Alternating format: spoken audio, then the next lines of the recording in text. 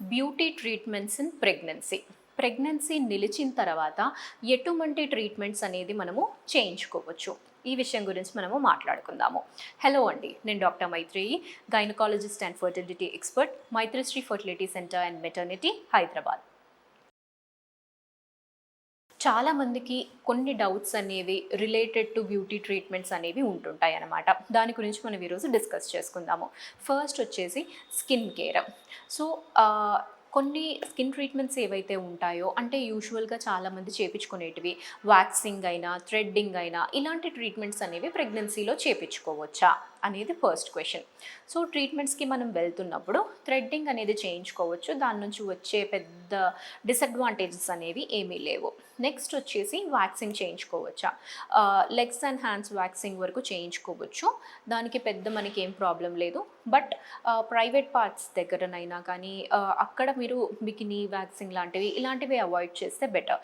ఎందుకంటే ఏదైనా కానీ అంత హార్ష్ ట్రీట్మెంట్స్ అనేది చేసుకోకపోతే బెటర్.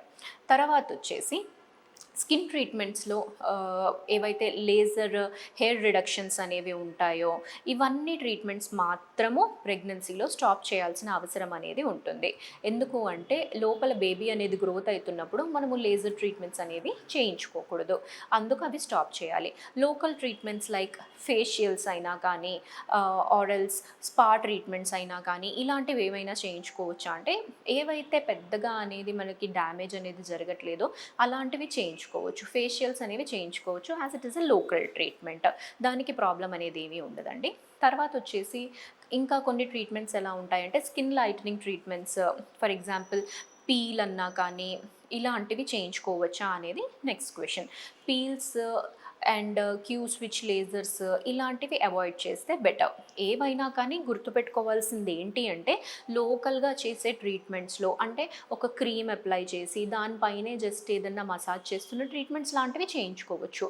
బట్ ఎక్స్టర్నల్గా ఏమైనా బాడీలోకి చేస్తున్నారంటే మాత్రము అలాంటివి డెఫినెట్గా ప్రెగ్నెన్సీలో అవాయిడ్ చేయాలి.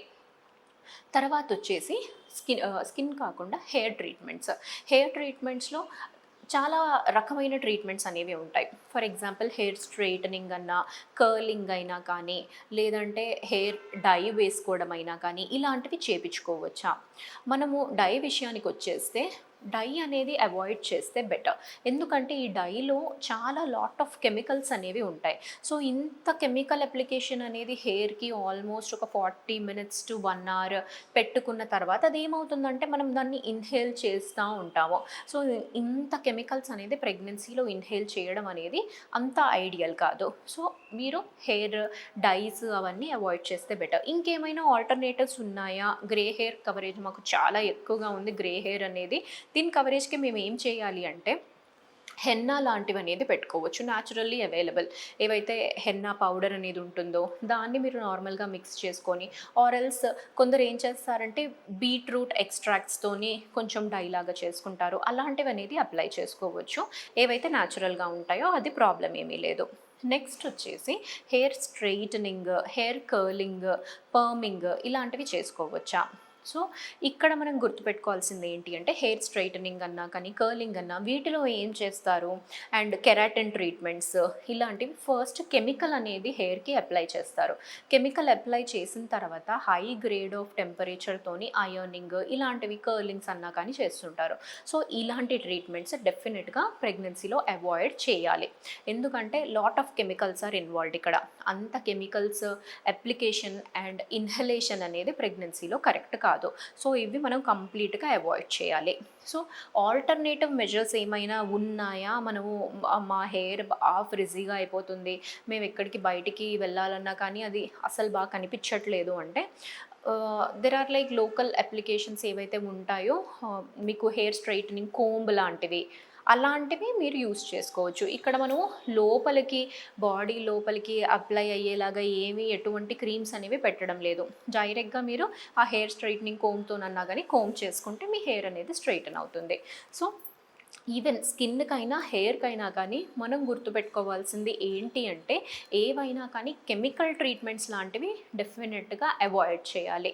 అవి కాకుండా లోకల్ అప్లికేషన్స్ ఏవైతే ఉన్నాయో, ఫర్ ఎగ్జాంపుల్ లైక్ ఫేషియల్స్ అయినా, థ్రెడ్డింగ్ అయినా, లేపోతే జస్ట్ హెయిర్ స్పాలో కూడా కెమికల్స్ లాంటివి ఏమీ అప్లై చేసుకోకపోతే బెటర్. బట్ హెయిర్ స్పా నార్మల్‌గా జస్ట్ కండిషనరే పెట్టి, నార్మల్‌గా హీట్ అప్లికేషనే పెడుతున్నారు అంటే అవి మాత్రం మీరు చేయించుకోవచ్చు.